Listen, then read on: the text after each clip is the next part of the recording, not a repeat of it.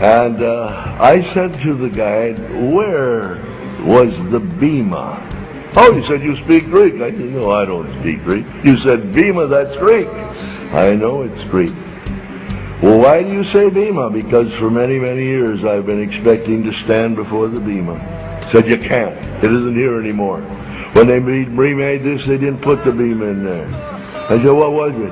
Well, he said it was a balcony where the judges sat, and where they would bring the people that had won. They'd come up on some steps, and the judges at the bema would give them a crown of laurel leaves. Can you imagine these fellows going out and getting killed, and or someone trying to kill them, and all they got when they finish was laurel leaves?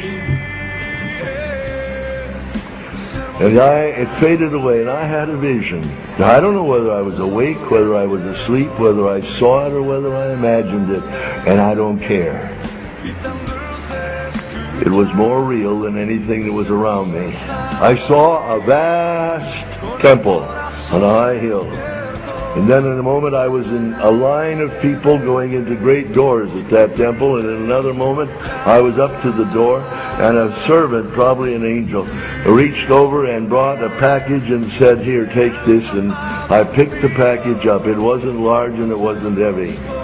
I carried it with me through the doors, and there I saw the Lamb seated upon the throne, more glorious than anything that ever been written or painted of him. And in that moment, I knew what it was. I was to appear before him. And there in my hand was my life.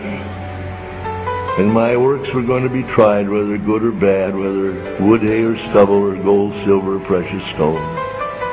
The line moved, and I was next. A servant said, give me the package, and I did.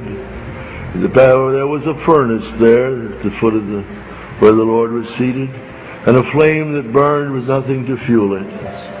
And my package was put in there, and the flame covered it.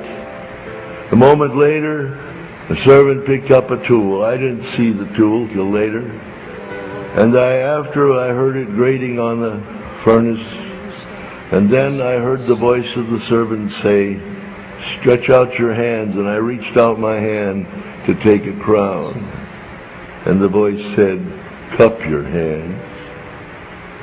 And the little shovel with a cover on it was put over my cupped hands, and the light contents from within slid out into my palms. And when I brought it around in front of me and looked, all I had was a handful of ashes. Oh, I'd served. I'd given my food to feed the poor, my money to help the lost. I'd given my body to be burned. I'd been a missionary. I'd had the wrong motives, wrong attitude, wrong relationships, wrong resources. What I'd done, so much of what I'd done to be seen. And I dropped my hand. I looked at the Lord, and the look in his eye made me weep. I had nothing to give him from my life. And I knew that I would have wept perhaps for eternity. I was there, but my life had been wasted.